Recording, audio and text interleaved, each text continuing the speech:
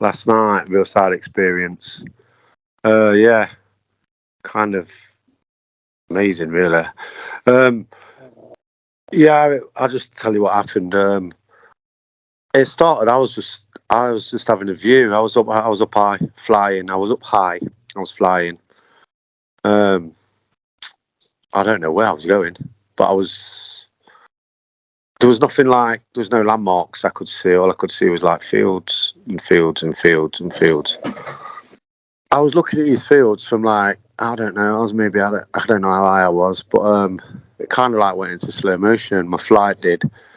And then all of a sudden, there's like bank of fields, like a row of fields, loads of. I mean, there was loads. There must have been about 10 fields in a row, and there was all sectioned off. They all had the edge rowing and all that, and there was big fields, and they've like rolled up like a carpet. Just this section, what I was above, it was really big, really big, and like it kind of rolled back on itself, like like if you get how can I reference it, like a mat that had covered a swimming pool and it's on a big roller at the end.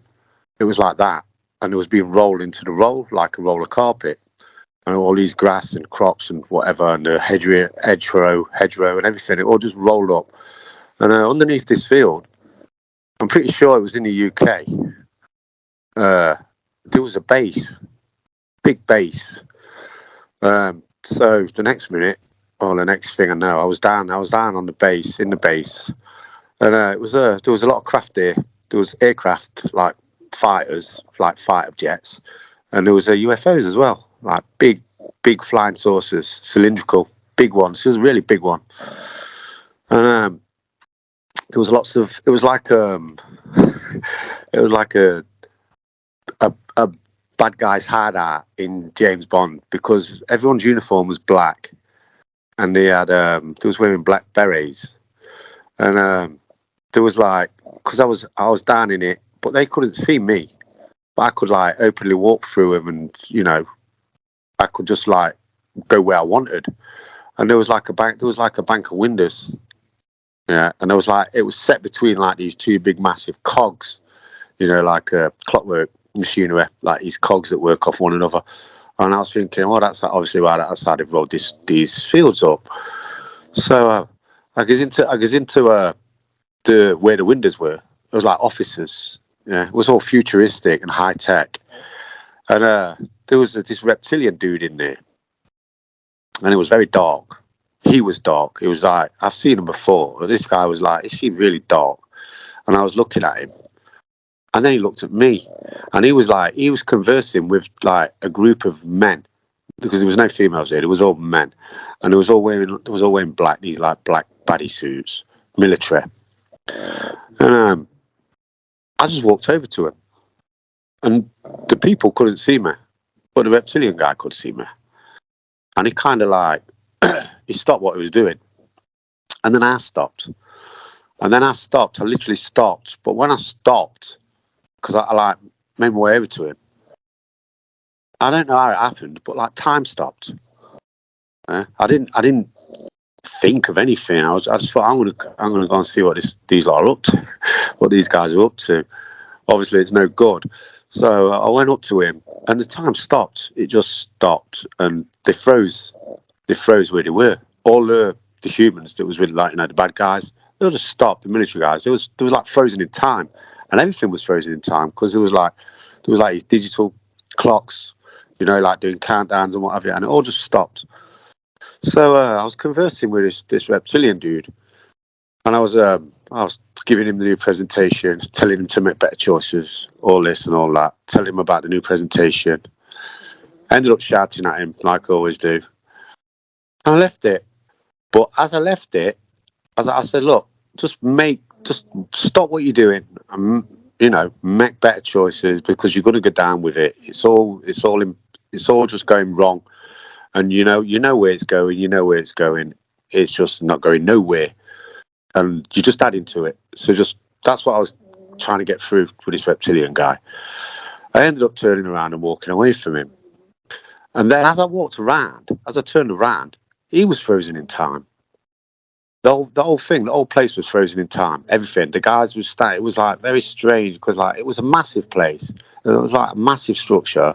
It was probably underground. I don't know, couple of 100 feet, and like yeah, I could see it all on top. The depth of the fields above me, you know, and it was all mechanized, all metal, whatever, yeah, all like machinery, and but everything has stopped. I mean, I've been to see this group of individuals because they couldn't see me at all. The only one that could see me was the reptilian. We had a discussion. I told him make better choices, get right, get real, the usual stuff. What I tell whoever I come across when I'm out there, the bad guys. And then as I turned around, like I say, I turned around, and then he was frozen in time. And then like the massive, like I said, it was a big cylindrical spaceship, big one. And it kind of like, there wasn't a flap or a door. Yeah, there was just like a light. There was a light, and I walked past it because everything else was frozen. And I walked past this big cylindrical UFO, big like flying saucer. It was a really big flying saucer. It's probably over, I don't know, 150 foot diameter. It was really big, and it's like the roof came off it, and then I was in it. And I know. I was in it. I was sat in a chair, like in front of the control panel, and then I remember, and then all of a sudden, it just come to me like because I've had an experience before with RealBurpose and the control panel on the UFO. I mean, the past experience I've had with RealBurpose when I've had this, where I've actually walked into the UFO and been in it with him. It was like it wasn't as big. And I can remember because I refreshed it, kind of went back over the experience, and then I had the experience again, and it was very clear what he says to me. He says, I can remember saying to RealBurpose, I ain't got a clue how to work this, looking at the control panel. And well, he don't really, he talks to me, RealBurpose, but it's not verbal, you know, it's mine, it's like, he'll put it, it's like, well, it's all in the mind, Pearce. That's what he said on both experiences, and on this, like on the previous experiences, but on the latest experience, what I had just last night, that come to me again, and it's like it's all in the mind, Pearce. And from having that experience, like I knew how to operate this UFO. And don't ask me how I knew how to operate it, but I did. And I was up at the UFO. We was up and we was gone. We was like gone, yeah, shooting off into space. And then after that, it kind of done me head in at the end of the experience. I seen from the UFO, I'd seen like missiles being launched. You know, I'd left the base, the compound, in this big UFO. Everything else was frozen in time.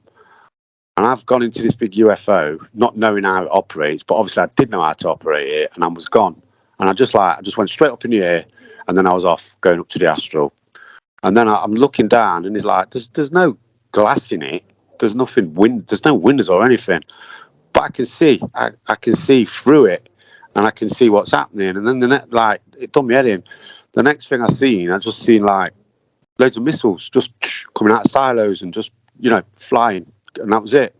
That was the end of the experience. Yeah, it kind of disturbed me a bit with the end of it, but yeah, that's what I wanted to share. Yeah, that was it. It was a bit brief. It didn't seem brief at the time, but when I'm trying to explain it, it was brief. Yeah, but yeah, but I just thought it was. I mean, like, I don't know how the time stopped, but like it stopped. But he was not in it. And then as soon as I turned around to make my way out of the place, then he was frozen as well. Everything was just frozen. Yeah, that's what I wanted to share. Thank you, Val. Thank you, Duane. Thank you, Pearce. That was cool. Yes. A lot of fun. Those experiences are fun. Yeah, please write them down and share them. Yes, thank you so much. Yeah, those are just, you know, we don't get this in school. And it reminds me of Goldie and teaching the kids in book one. where, you know, he has the kids share his dreams, and it just reminds me of how it could be, where we can share experiences and just be more expansive in terms of our viewpoints. Everybody's so literalized and one-dimensional here, just bogged down and encumbered with nonsense, so that these experiences help us to just expand into, you know, endless viewpoints and opportunities and possibilities. So it's really great to hear. Thanks, that's great. Thank you very much, Pearce. This is Peter. Yeah, Hello. Peter. Yeah, I'm having fun with these talks, and yeah, Pearce, the Top Gun astronaut, space alien, past lifetime or something. I don't know,